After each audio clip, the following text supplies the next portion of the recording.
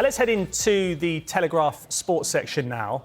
Sam Wallace's exclusive interview with Jose Mourinho.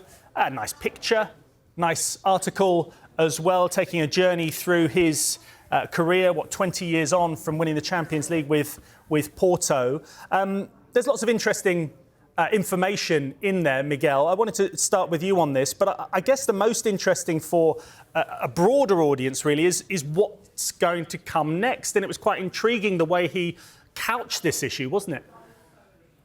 I actually thought there was a little bit of poignancy to this, where I think he mentions the line, I think it's fair targets. And then there's almost a little bit where he's imploring potential employers to speak to a series of chairman of club owners like Moratti, like Perez, talking about his reputation now. And I suppose there's a little bit of sadness that, a manager who, whatever about the last decade, whatever your perception of him or how he plays football, right, which does come up, we are talking about one of the greatest managers of the history in the game, 2 Champions Leagues. And I suppose it's almost this adaptation to where he is now and how he's seen now. But it's even reading it, Sam makes the point in the piece about how Mourinho between jobs is kind of better company than Mourinho within jobs. It's funny, like having covered him now, a few clubs, David's done more.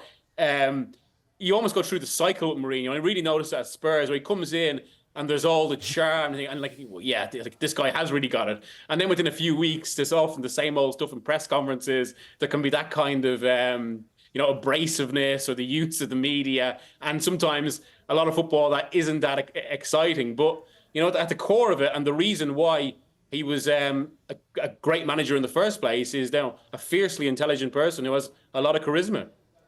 David, it is interesting what he says in terms of, who should take him on and how they should take him on. Miguel obviously mentioned the word fairness there. He talks about that. And what could make a difference is how much the club wants me. He seems to be keeping his option open. He doesn't necessarily feel now that he can only get a job where a club wants to win a title. He's up for a project. Do you think he fits into a project?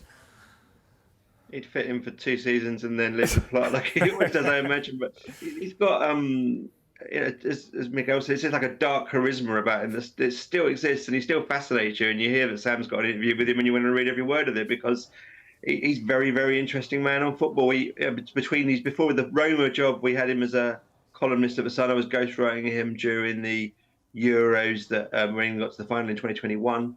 He was fascinating company on all manner of things. He thinks 10 to the dozen. He put a huge amount of thought into those articles, and a lot of guys in football don't when they're having ghostwritten articles done. He really is a football obsessive. He'll want to carry on working. He probably knows in his heart of hearts that he's not going to get another A-list job at this point, or if ever. Therefore, he is sort of lowering his standards a little bit by some of the comments he's making in there. He also comes out with an amazing comment. I read Sam's interview about the fact that we're soon going to get the time when a goalkeeper is substituted for an outfield player when a team is behind, and that the manager who does this is going to be called a genius. That was a great line. That's blue sky thinking from Mourinho. The only thing is I can't imagine Mourinho would ever be the man to do that because he's got a reputation of being a defensive manager. I can't imagine he'd be playing with 11 outfield players on the pitch.